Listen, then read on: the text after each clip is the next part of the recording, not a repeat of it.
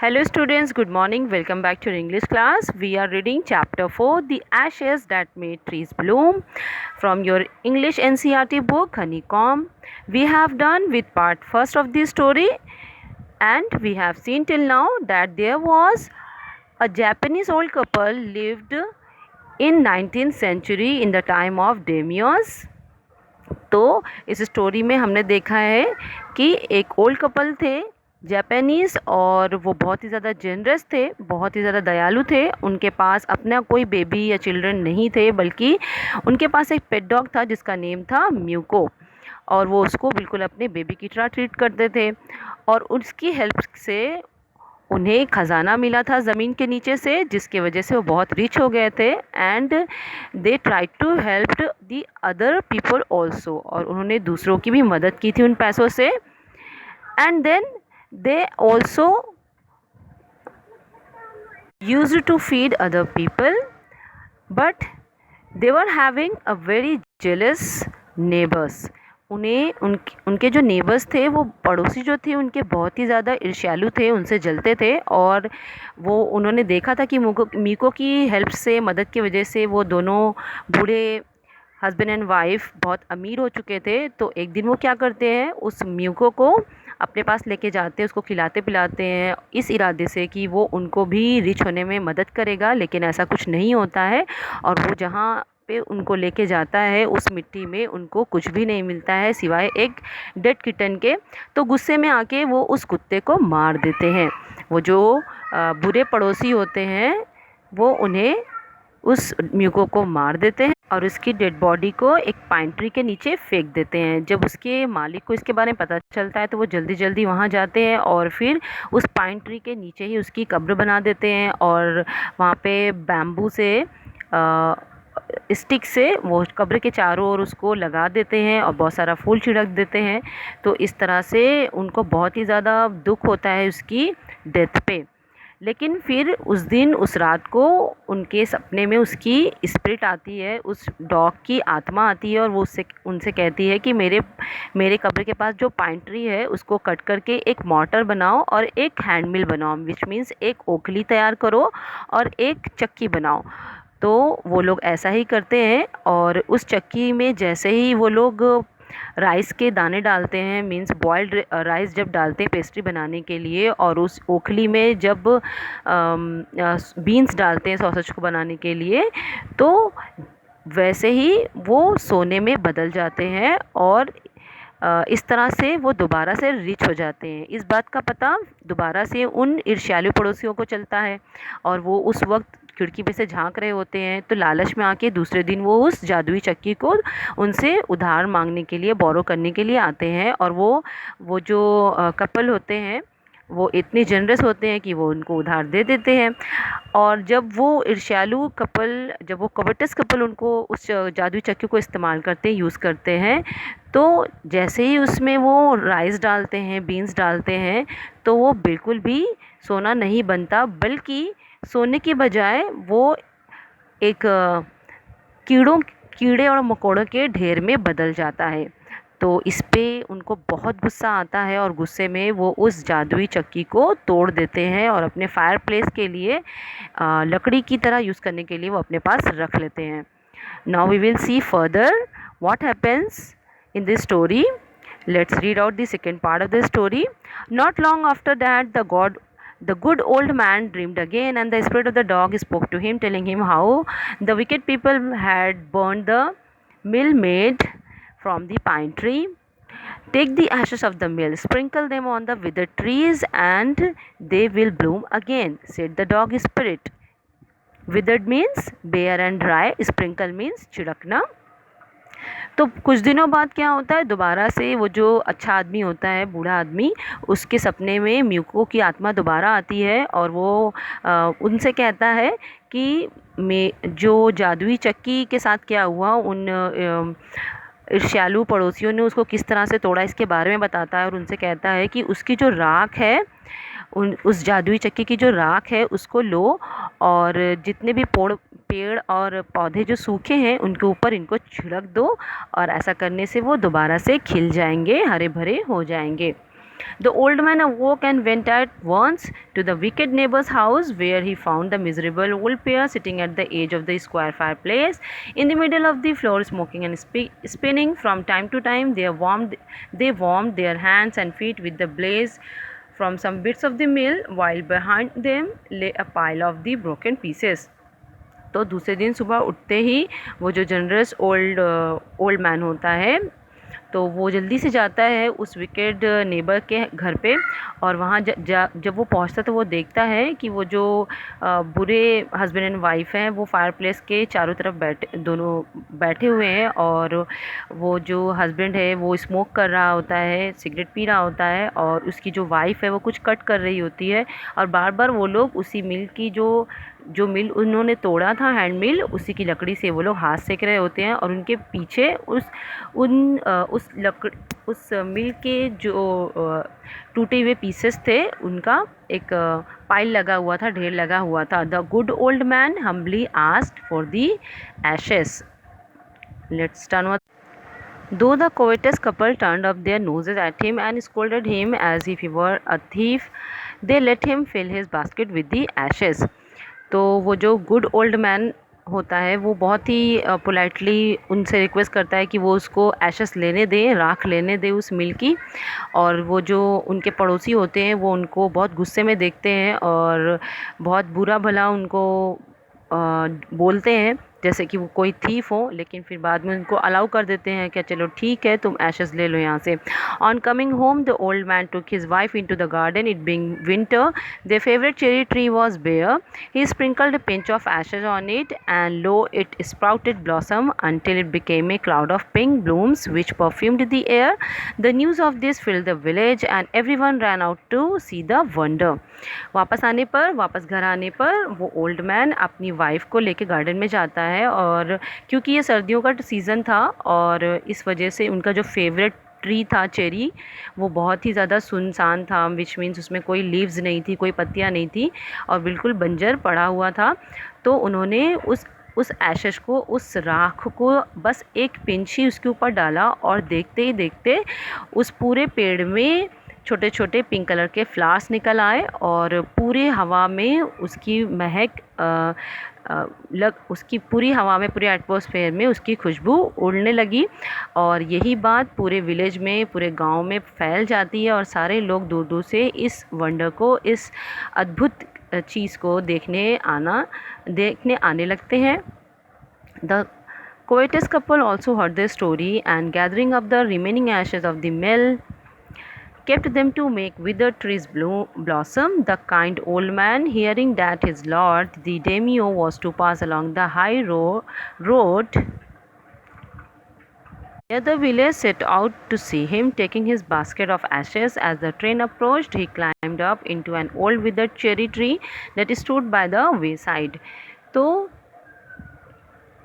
क्या होता है इसके बाद कि जो उन पड़ोसियों को भी इसके बारे में पता चल जाता है, और वो भी जल्दी से उस जो जादुई चक्की की जो राख होती है थोड़ी सी बचा के इकट्ठा करके अपने लिए रख लेते हैं, ताकि वो भी बाद में किसी ट्री पर इसी तरह से छिड़क के और उसको दोबारा से उनको खिला सकें. फिर उस काइंड ओल्ड मैन को जब ये पता चलता है कि उसके जो लॉर्ड हैं डेमियो, वहाँ से उनकी जो रैली है वो गुज़रने वाली है रोड साइड से, तो वो जल्दी जल्दी वहाँ पर जाते हैं, और फिर अपनी जो राख की जो बास्केट होती है, टोकरी, वो उसको साथ में लेके वहाँ जाते हैं. और जैसे ही उनकी जो रैली होती है करीब आने लगती है, तो वहाँ पर एक सूखा ड्राई चेरी का पेड़ होता है, उसके ऊपर वो चढ़ जाते हैं. Now in the days of the daimyos, it was the custom when their lord passed by for all the loyal people to shut up their high windows. They even pasted them fast with a slip of paper so as not to commit the impatience of looking down on the lordship. All the people along the road would fall upon their hands and knees and remain prostrate until the procession passed by. Prostrate means here lying on the ground face downward. तो क्यों डेमियोस के time पे उनके ज़माने में 19th century में एक प्रथा थी कि जैसे ही उनके जो लॉर्ड हैं डेमियोस, अगर वो कहीं से उनकी रैली गुजरे तो जितने भी लोग हैं वो अपने घरों की जो खिड़कियां हैं उसको बंद कर दें, मीन्स ऊंचे घरों की जो खिड़कियां हैं उनको बंद कर दें।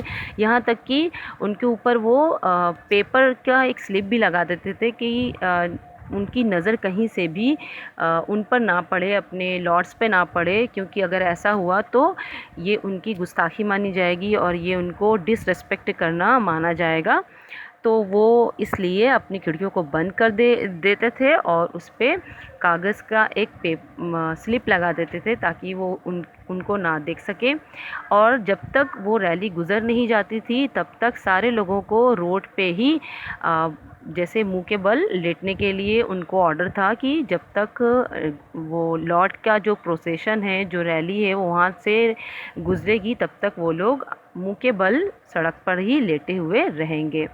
The train drew near one tall, competent man marched ahead carrying out the people by the way, get down on your knees, get down on your knees, and everyone kneeled down while the procession was passing।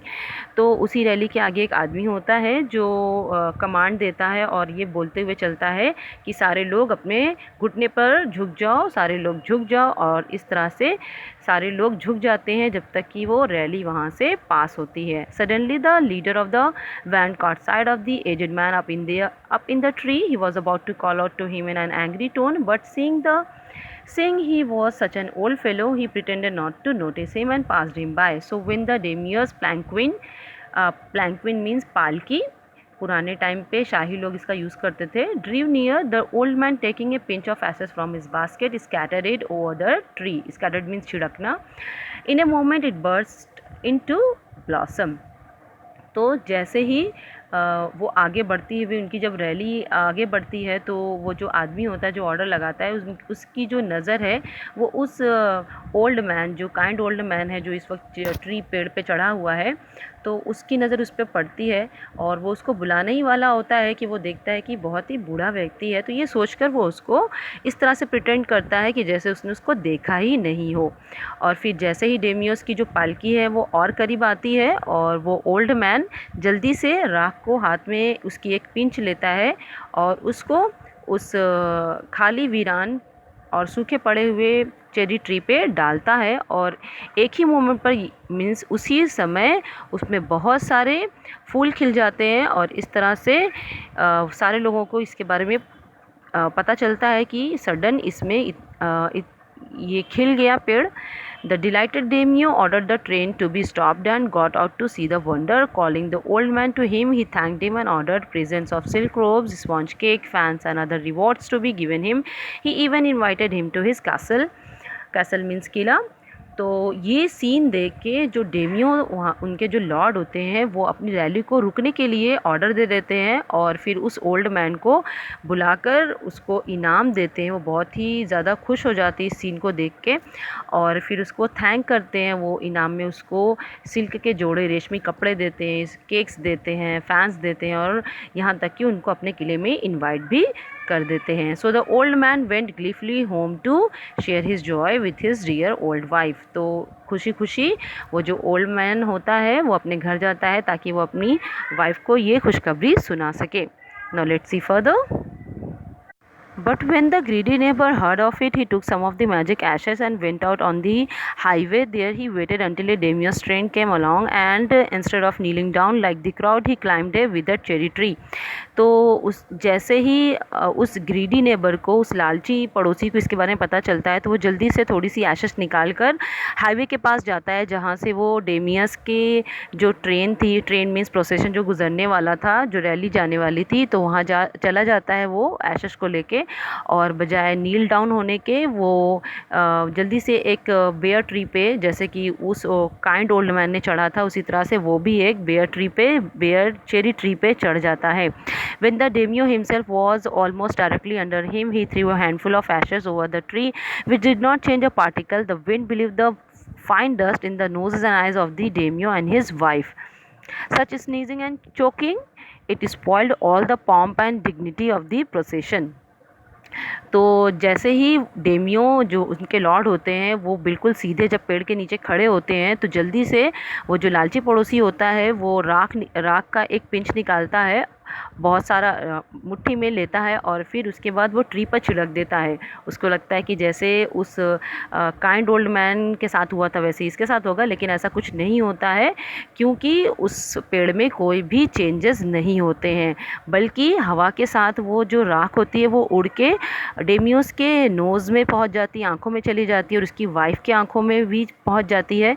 तो उन्हें बहुत सारी छींकें आती हैं और चोक उनको feel होता है। तो इस तरह से जो उनकी रैली की जो शान और बान होती है वो सारी ख़राब हो जाती है। The man whose business it was to cry, get down on your knees, seized the old fool by the collar, dragged him from the tree, and tumbled him and his ash basket into the ditch by the road. Then, beating him soundly, he left him for dead.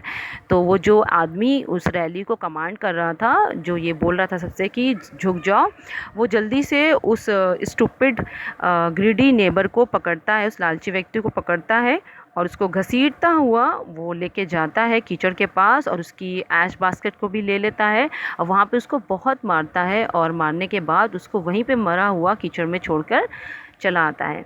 Thus the wicked old man died in the mud, but the kind friend of the dog dwelt in peace and plenty.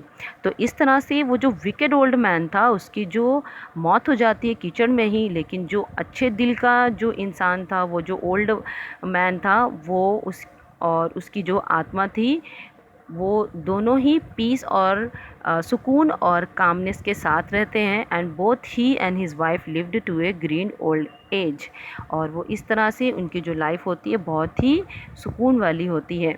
With this the story ended and it was written by William Elliot Griffiths. तो ये एक Japanese folk tale है जिसमें आपने ये देखा कि हमारा अच्छा कर्म हमें अच्छे रिज़ल्ट्स देता है और हमारा जो बुरा कर्म है वो हमें बुरे रिज़ल्ट तक पहुंचाता है। जैसे कि इस स्टोरी में भी जो जनरस ओल्ड कपल था, क्योंकि वो उसका दिल बहुत अच्छा था, वो काइंड था, जनरस था दूसरों के साथ, तो उसके साथ अच्छा होता है। लेकिन वो जो विकेट पड़ोसी था उनका, वो जो ईर्ष्यालु पड़ोसी था उनका, वो लोग ग्रीडी होते हैं, लालची होते हैं, बहुत बुरे होते हैं। इसलिए उसके जो कर्म होते हैं उसके ही बेसिस पे उसकी जो डेथ होती वो भी हो जाती है, बहुत बुरे तरीके से वो मर जाता है। तो इस तरह से we learned a good lesson from this story. I hope you have enjoyed this story. I'll see you in next class. Thank you.